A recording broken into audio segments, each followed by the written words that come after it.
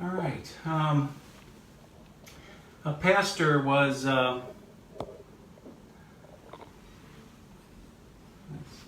Wait a minute. I just want to change something. Let's get.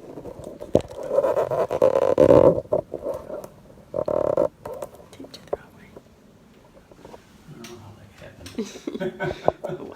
Oh well, that's good. Just leave it, I guess. A pastor was preaching a sermon, and he was preaching it on forgiving your enemies. And he asked the entire congregation, who here has a hard time forgiving their enemies?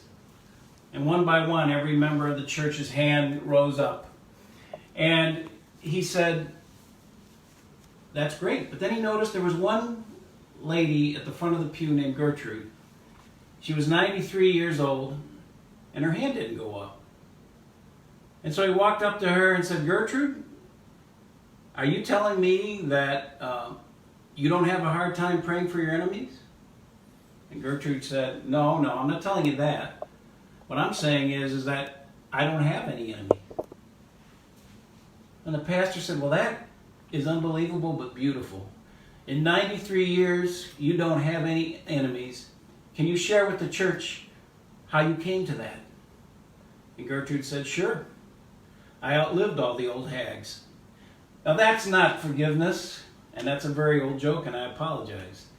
But today, I have decided to preach on... Today I decided to pick this text for the July 4th weekend for this reason. I think it's important that we as people of faith understand how our faith intersects with patriotism and nationalism. That's an important understanding that we need to have. Because I believe as Christians, we need to bring a maturity to this discussion.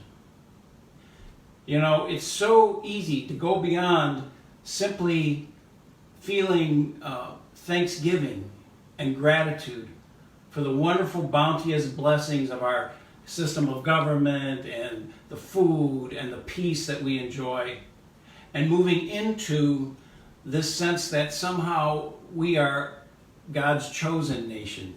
We are better than other countries in the world. This whole notion that we are the exceptionalism, we are just a level higher than everyone else around us.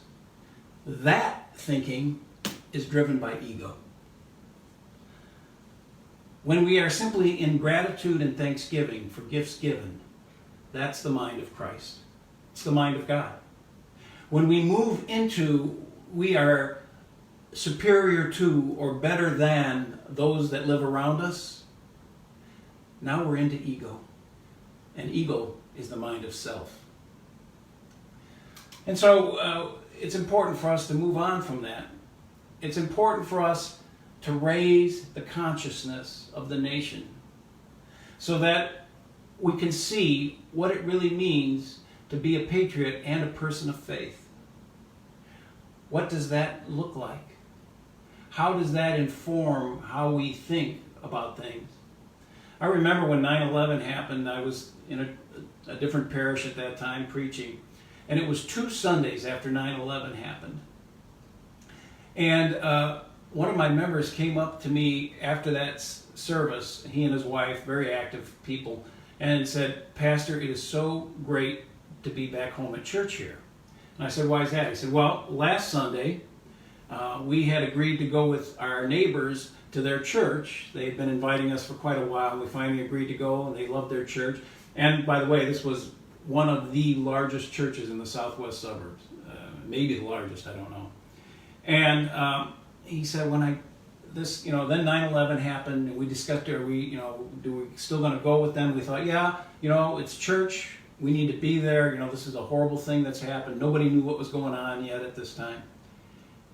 And he said they went to the church, and they heard from the pastor an angry sermon, sometimes spoken, sometimes yelled, about how the United States was God's chosen nation, and that when the perpetrators of this horrible deed were found, God would lead us in vengeance and revenge, and that they would pay the price. And he said, my wife and I were so shaken up when we left. We were literally shaking when we got to the car. That pastor of a very large church had a very immature understanding of spirituality and what it means to be a Christian. And unfortunately, he was limiting the growth spiritually and just in terms of general maturity of his own parishioners. And that was thousands of people. You know, on the Sunday after 9/11, the proper Christian response was to grieve,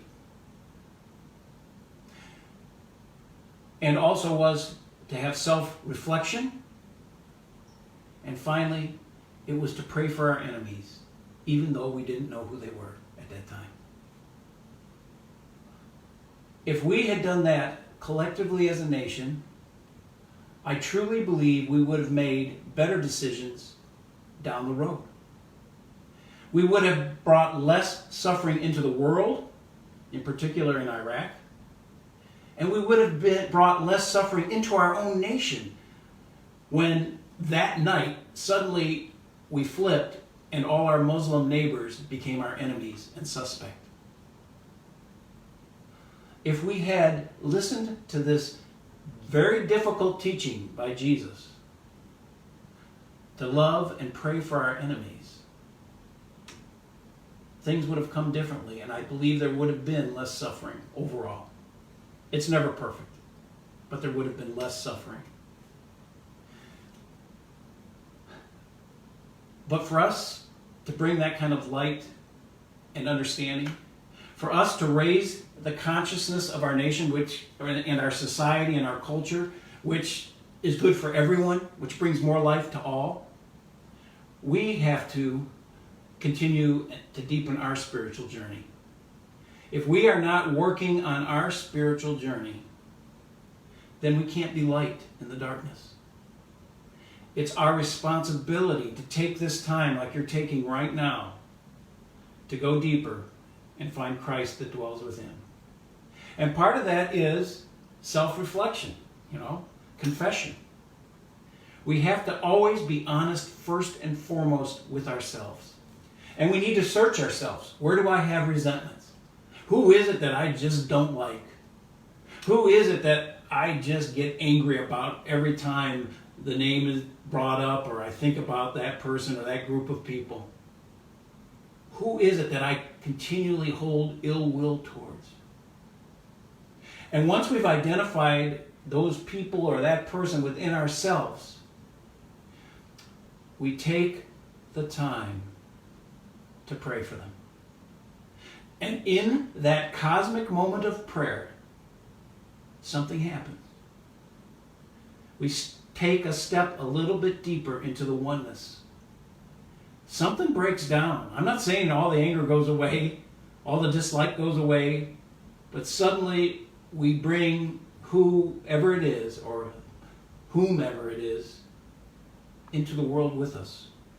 And for that brief moment we are together and we have the mind of Christ instead of the mind of self and ego. And that's what changes the world. That was what Jesus' dream for the world was. But it's hard, and I know that it's hard. I think that as Jesus walked through these little towns in northern Galilee during his ministry, he saw people dirt poor. He saw people oppressed by Roman soldiers, occupiers. He saw people oppressed by the religious authorities. And yet he saw good people. He saw children of God in all of them. And I think as they came to listen to him, he drew a line in the dirt with his sandal. And he said, if you want to follow me, I want you to step across this line. But I am not going to let you step across this line until you vow that you will never see God as anything but love. Because to love your enemies, you first have to see God as pure love. And if the Romans come and burn down your house, you've got to promise you'll still see God as love. And if the soldiers come and rape someone in your family, you still have to see God as love. And if the Jewish religious leaders shame you, make you feel like you're not worthy, that you're not good enough, you still have to see God as love. And if you can see God as love still through no matter what kind of horrible thing happens, you can step across the line and follow me. And my guess is that many couldn't do it. Many could not step across that line. It's still hard for us in 2020 to step across that line. It never gets easy. But those of us who do finally step across that line, we follow Christ into a deeper life. And not only does it heal nations, but it heals us physically. I do not think that we can ever completely physically heal if we're harboring resentment. It actually stops healing in our bodies. When the time comes that we can have forgiveness for all and goodwill for all those people that we resented, that's when we will find miraculous healing in our body and wholeness. I mean, it just heals on every level. And here's the incredible thing about Jesus. He never gave up on that teaching. They nail him to a cross, his enemies. And what does he say from the cross in that pain? Father, forgive them, for they know not what they do. Even with his last breaths, he will not give up on love and praying for his enemies. It never changed. Father, forgive them because their consciousness has not been raised. They do not understand this deeper spiritual journey. They haven't taken those steps to move beyond the boundaries that the church and religion want to put on us into the oneness. That's what he's saying from the cross. And so, we have a responsibility as people of faith to elevate the consciousness of our society, our culture, and our country. And so as we celebrate this 4th of July, for all the gifts that we have, let us give thanks. And let us go beyond the boundaries that have been placed on us into the deeper oneness of Christ. Amen.